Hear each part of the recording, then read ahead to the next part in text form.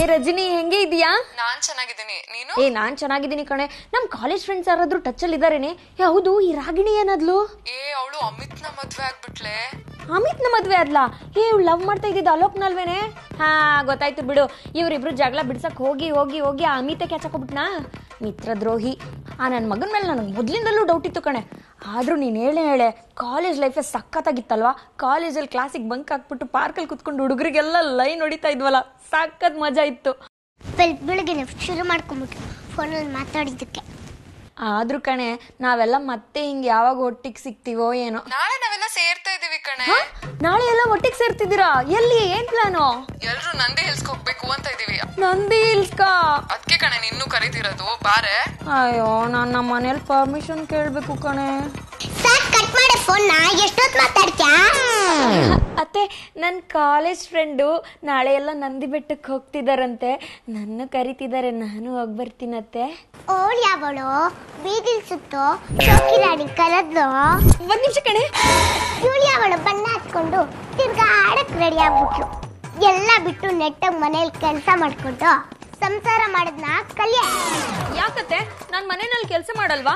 ಯಾಕೆ ಹಿಂಗೆಲ್ಲ ಮಾತಾಡ್ತೀರಾ? ನಾನ್ ಹಂಗೆ ಕಡೆ ಮಾತಾಡೋದು. ಒಳಗೋಗ್ ಕೆಲ್ಸ ನೋಡೆ ಹೆಂಗ್ ಮಾತಾಡೋದು ಅಂತ ನಂಗೆ ಹೇಳ್ಕೊಡಕ್ ಬರ್ತಾಳೆ. ಸರಿ, ನಿಮ್ಗೆ ಇವಾಗ ನೋಡ್ತೀನಿ. ಮಗನೇ ಬಾರೋ ಇಲ್ಲಿ.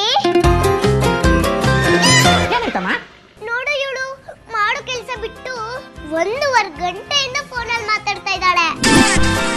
1.5 ನಿಮಿಷನೂ ಆಗಿಲ್ಲ, 1.5 ಗಂಟೆ ಅಂತ ಹೇಳ್ತಾಳೆ ಮುದ್ಕಿ. ನಿಂಗ್ ಅಣ್ಣ ಬರ್ತಾನೆ, ತಿಂಡಿ ಕೊಟ್ಬಿಟ್ಟು ಫೋನಲ್ಲಿ ಮಾತಾಡಬಾರ್ದ ಅಂದೆ.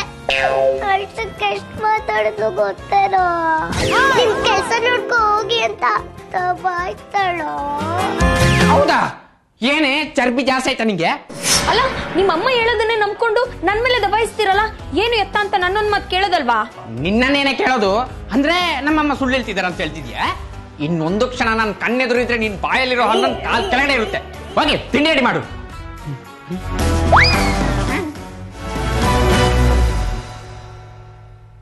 ಹುಷಾರಪ್ಪ. ಎಲ್ ಮದ್ವೆ ಆದ್ಮೇಲೆ ನನ್ ಮಗ ಇವಳ ಕಡೆ ಬಾಲ್ ಬಿಡ್ತಾನೋ ಅನ್ಕೊಂಡೆ. ಸತಿ ಹಂಗಾಗ್ಲಿಲ್ಲ. ಚಿಫ್ಲೊಬ್ಳು. ಏನೇ? ನಂದಿ ಬೆಟ್ಟ ಕಣೆ. ಅಲ್ಲಿಂದನೇ ಬಿದ್ದು ಸಾಯಿ.